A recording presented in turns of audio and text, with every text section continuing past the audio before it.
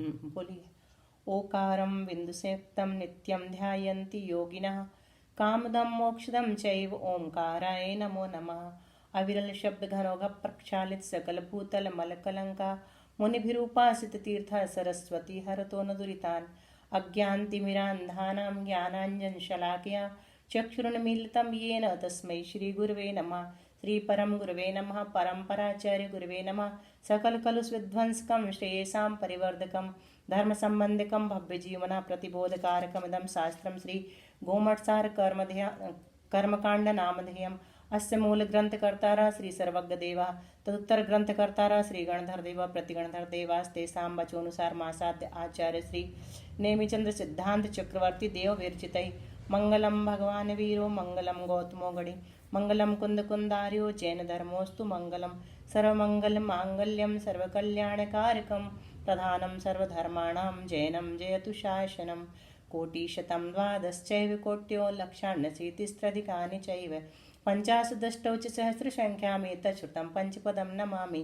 अरहन्त भासि अत्थं गणहरदेवीं गन्धियं सम्मं प्रणमामि भक्तिजुत्तो सुदनान् महोबहिं शिरसा। इच्छावन्त सुवत्ति कावसगो कौतस्सलोच्य अंगवं पैण्य पाहुडय परियम सुत्त प्रणमान्यो पुब्बगय चूलिया चैव सुत्तत्थय त्विदं कायं सयानिच्चिकालम अंचेमि पूजेमि वन्दामि नमंसामि दुःखखौ कम्मखौ बोहिलाहो सुगैगमनं समाहिमणं जिन्गुण संपत्ति हो मच्छम। प्रणमीय शिरसा नेमिं गुणरयण विभूषणं महावीरं सम्मत्तरयण निलयं पयडि समुक्कीर्तनं वोच्छम। 9 बार नमोकार मंत्र।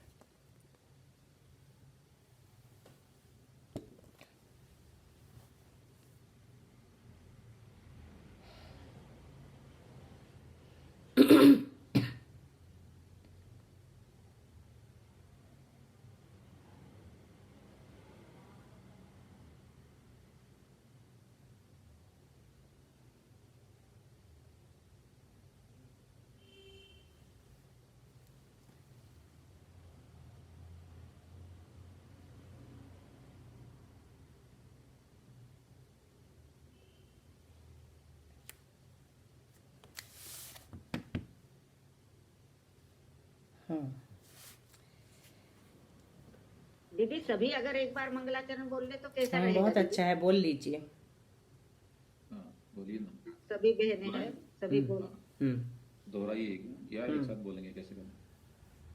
एक दो तो बोल ही ले। बोलेंगे ना भाई। हाँ बोलिए, आप तो बोलिए, शुरू करिए। बोलिए, आप शुरू कीजिए। कौन कर रहा है शुरू? आप ही बोलिए विजय जी। आप कीजिए। प्रणमीय शिरसा नेमिं गुणरयन विभूषणं महावीरं सम्मत्तरयन निलयं पयडि समुक्कीर्तनं ओच्छम। पयडि समुक्कीर्तनं ओच्छम। वोच्छम। वोच्छम। ओच्छम ही बोला ना भाई साहब मैंने? वाह वाला। अच्छा, वो बोला ओच्छम। जी जी वो। अच्छा, आप इसी तरह से बोलते हैं कि ओ सुनाई पड़ता है, ठीक है। पारुल जी बोल लीजिए, आप 2 लोग बोल रहे हैं आज, बाकी वजन वाला वो। हाँ वजन वाला, ठीक है। पारुल बोल रही हो? एक 2 रोज बोलेंगे, सबको नहीं बुलवाते है ना। प्रणमीय शिरसा नेमिं गुणरयण विभूषणं महावीरं सम्मत्तरयण निलयं पेडि समुक्तिनं वोच्छम। समुक्कीर्तनम। प्रणमीय शिरसा नेमिं गुणरयण विभूषणं महावीरं सम्मत्तरयण निलयं पैडी समुक्कीर्तनम वोच्छम। आज इतने लोग रहने दे। प्रणमीय शिरसा नेमिं गुणरयण विभूषणं महावीरं सम्मत्तरयण निलयं पैडी समुक्कीर्तनं वोच्छम। ठीक है, बस अब मंगलाचरण का अपन अर्थ लगा लेते हैं आज। दीदी प्रस्तावना नहीं करवाएंगी? प्रस्तावना अपन बाद में पढ़ लेंगे। क्योंकि प्रस्तावना अपन अष्टमी चतुर्दशी को भी पढ़ सकते हैं। आज मंगलाचरण का दिन था, तो यहाँ पर प्रस्तावना भी नहीं है वैसे। हाँ छोटी है। यहाँ पर आचार्य भैया जी नेमिचंद्र अलौकिक गणित का भी बताया है इसमें। बताया है। यहाँ पर आचार्य नेमिचंद्र स्वामी जी कह रहे हैं कि मैं नेमिचंद्र आचार्य, ये ऊपर से लगाएंगे अपन हिंदी में, ज्ञानादि गुणरयण विभूषणम, मतलब ज्ञानादि गुण रूपी रत्नों के आभूषण को धारण करने वाले, ज्ञानादि गुण रूपी रत्नों के आभूषणों को धारण करने वाले। और महावीरम का अर्थ है मोक्ष रूपी महालक्ष्मी को देने वाले। महावीर का अर्थ है मोक्ष रूपी महालक्ष्मी को देने वाले। इसका निरुक्ति पूर्वक अर्थ किया है महावीर शब्द का पूरा, अपन वो भी बाद में समझ लेंगे। और सम्मत रयण निलयम यानी सम्यक्त रूपी रत्न के स्थान। ऐसे नेमिम यानी नेमिनाथ तीर्थंकर को पर्णमीय यानी मस्तक नवा प्रणाम कर, सिरसा पर्णमीय यानी मस्तक नवा प्रणाम कर। और पयडि समुख कीर्तनम यानी ज्ञानावरणादि कर्मों की मूल और उत्तर प्रकृतियों के व्याख्यान करने वाले प्रकृति समुत्कीर्तन नामक अधिकार को वोच्छम यानी कहूंगा या कहता हूँ। वर्तमान काल है वैसे कहता हूँ। मैं नेमिचंद्र आचार्य गुण रूपी रत्नों के आभूषणों को धारण करने वाले, मोक्ष रूपी महालक्ष्मी को देने वाले, सम्यक्त रूपी रत्न के स्थान ऐसे नेमिनाथ तीर्थंकर को मस्तक नवा प्रणाम कर ज्ञानावरणादि कर्मों की मूल और उत्तर प्रकृतियों के व्याख्यान करने वाले प्रकृति समुत्कीर्तन नामक अधिकार को कहता हूँ। अब ग्रंथ प्रारंभ करने के पहले इनका व्याख्यान आवश्यक है। किस किस का? तो नाम, कर्ता, प्रमाण, निमित्त, हेतु और मंगल। कितनी चीजें हुई? 6 चीजें। इनका थोड़ा सा म्यूट कर दीजिए, सभी म्यूट कर लेंगे थोड़ा, इनका म्यूट कर दीजिए। हाँ, जिनको भी बोलना होगा वो अपना म्यूट को अनम्यूट करके बोलेंगे। अच्छा ठीक है। तो ग्रंथ प्रारंभ करने के पहले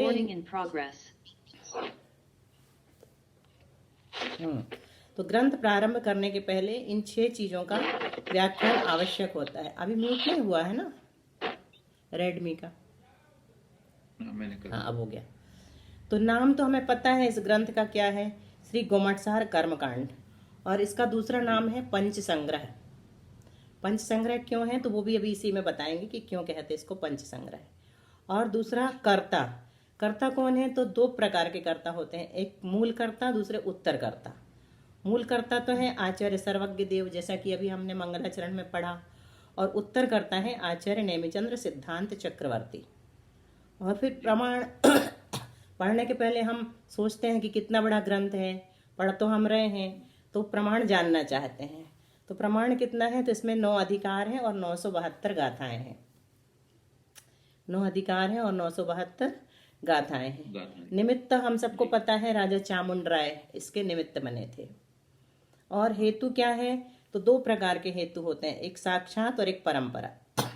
तो साक्षात हेतु तो है अज्ञान निवृत्ति, और परंपरा हेतु है अभ्युदय या मोक्ष की प्राप्ति, स्वर्ग मोक्ष आदि की प्राप्ति। और मंगल एक अंतिम जो है ग्रंथ प्रारंभ करने के पहले आवश्यक चीज, वो मंगलाचरण है। तो इसमें हमने नेमिनाथ तीर्थंकर को नमस्कार किया है, वही हमारे यहाँ पर मुख्य मंगल है। अब पंच संग्रह, एक भाव सॉरी आप बोलिए। हाँ, पंच संग्रह जो इसका नाम पड़ा है वो किस कारण से है? पंच संग्रह में मुख्य तो 2 ही ग्रंथ हैं, जीवकांड और कर्मकांड।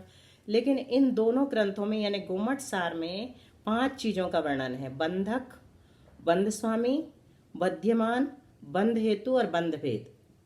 इन 5 का वर्णन होने से इसे पंच संग्रह भी कहा जाता है। किसको? गोमट सार को। अब ये अलग बात है कि गोमट सार में 2 भाग हैं, एक जीवकांड और एक कर्मकांड। तो अब हम जीवकांड के बाद हमारा सौभाग्य कर्मकांड पढ़ने का भी अब प्रारंभ हो रहा है, उदित हो रहा है कि अब हमें कर्मकांड पढ़ने का सौभाग्य मिल रहा है। तो सबसे पहले हम देखेंगे कि ग्रंथ की विषय वस्तु क्या है। तो ग्रंथ की विषय वस्तु में यही 5 चीजें हैं, बंध स्वामी, बध्यमान, बंध हेतु और बंध भेद।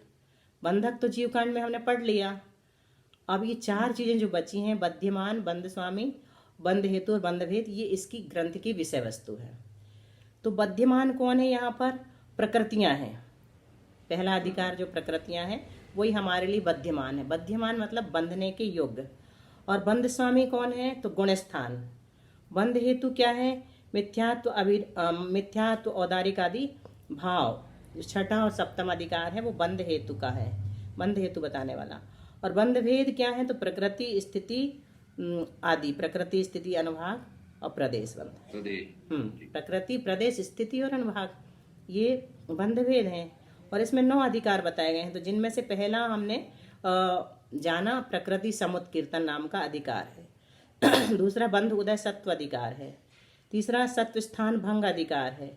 चौथा त्रिचूली का अधिकार है। 5वां बंध उदय सत्व स्थान समुत्कीर्तन है। छठा प्रत्यय।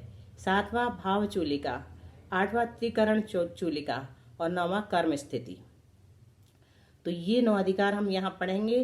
तो जो मंगलाचरण में कहा गुण रयण विभूषणम, यानी ज्ञानादि गुण रूपी रत्नों के आभूषण को धारण करने वाले, महावीरम यानी मोक्ष रूपी लक्ष्मी को देने वाले, और सम्मत रयण निलयम यानी सम्यक्त रूपी रत्न के स्थान ऐसे नेमिनाथ तीर्थंकर को मस्तक झुका करके प्रकृति समुत्कीर्तन नामक अधिकार को कहूंगा। यहाँ पर फिर से कह दिया कि हमने क्यों कहा वहां पर प्रकृति समुत्कीर्तन को कहूंगा। तो ये प्रकृति समुत्कीर्तन 9 अधिकार में पहला अधिकार है, उसको कहने की अभी यहाँ पर आचार्य नेमिचंद्र ने प्रतिज्ञा की है। अब मंगलाचरण हमने पढ़ा तो उसमें क्या क्या आया? मंगलाचरण में नमस्कार और प्रतिज्ञा 2 चीजें आई। तो नमस्कार किसको किया? नेमिनाथ भगवान को किया। नेमी चंद्र सिद्धांत चक्रवर्ती को नेमिनाथ भगवान विशेष इष्ट और आराध्य उनके रहे होंगे, इसलिए वो नेमिनाथ भगवान को नमस्कार करते हैं। और प्रतिज्ञा किसको की? तो प्रकृति समुत्कीर्तन कहने की प्रतिज्ञा की। इतना हमने मंगलाचरण में पढ़ा। बहुत बढ़िया। और 2 विशेष इसमें जिज्ञासा हुई है। एक तो ये नेमिनाथ भगवान जो गोमटेश बाहुबली में बताते हैं, हमने कहीं पहले प्रस्तावना पढ़ा था पूर्व में जीवकांड में, कि वहां पर भगवान नेमिनाथ स्वामी की प्रतिमा है। वो अभी मतलब वो इंगित